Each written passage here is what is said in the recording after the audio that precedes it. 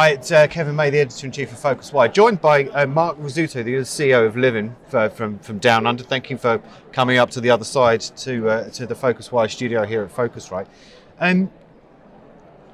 It's been a fairly big year for your sector, hasn't it? I think we could say that. It's been we actually term it as the bit of the Wild West at the moment.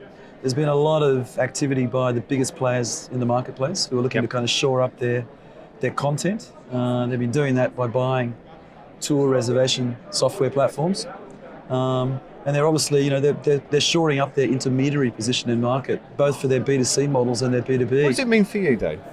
Well, look, to be honest, it just says that the sector is valid. The sector is long overdue as being a central part of what the travel trade should be focusing on. There's great margin in it. The consumer is driven, I think, by experiences more than they are by the plane they're flying in or the hotel they're staying in. Is the margin really that good? Yeah, the margin's good. Compared to hotels? The margin is good as long as there's automation in the process. Right.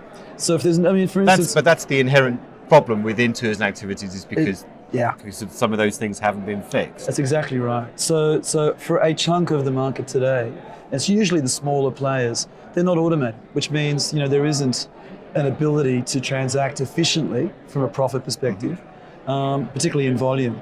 But as various research has shown, there's been a major transition in the last 3-4 years of people moving on to tour software platforms.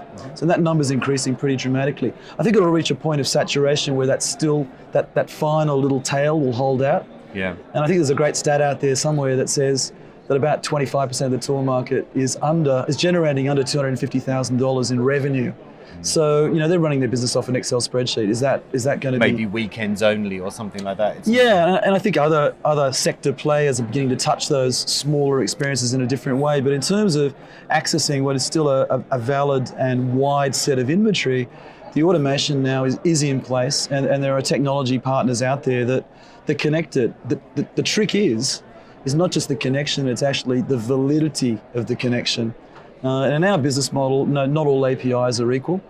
And an API that's able to transact two ways and drive a live reservation back and forth in real time is where things have to go.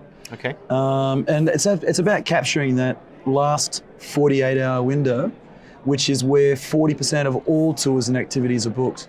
And a lot of the existing players in market, because they don't have access to last seat availability, their inventory closes out. Right. So they show that tour is unavailable over the next 2 days, and then by miracle, the next third day, everything is open again.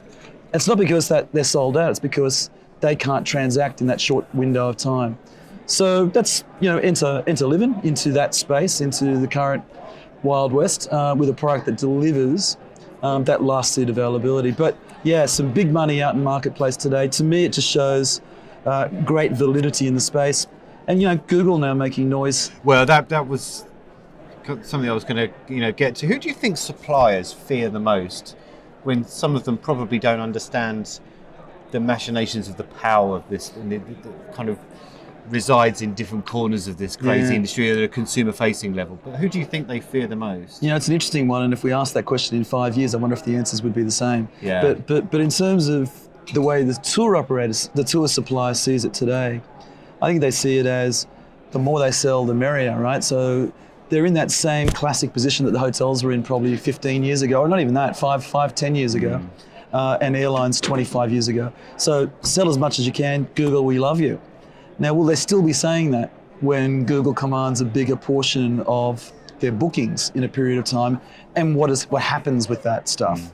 And whether it's Google or other parties, even the big OTAs, after a while, start to present challenges to tour operators, I think, where too much dependency lies with one reseller, no matter who that is. So I think time will change the answer, but right now the answer is tour suppliers would say, oh my God, everyone sell as much as you possibly can. Yeah, because it's a market that's opening up. It's not mature enough yet to understand the potential evils that are associated with larger players controlling large What do you think blocks are the of potential evils? We talked about it from the perspective of the tour operators, but what do you, or the suppliers, but what do you think of the evils? Look, I don't really see evil in the same way.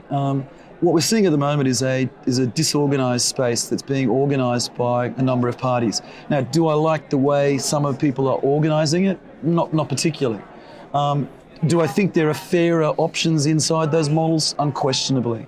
But in terms of do I resent the fact that those activities are undertaken? No, I just think people are taking, market opportunity and looking at how they can create various business models out of it. I think what will fall out of that different approaches to market is everyone will question where the monetary value is being captured right now and who's banking what in the transaction. That'll be the next challenge, and it should be. Okay. Mark Rizzuto, thank you very much for talking to us. It's a pleasure. Thank you very much indeed, Kevin. Thank you. Thank you.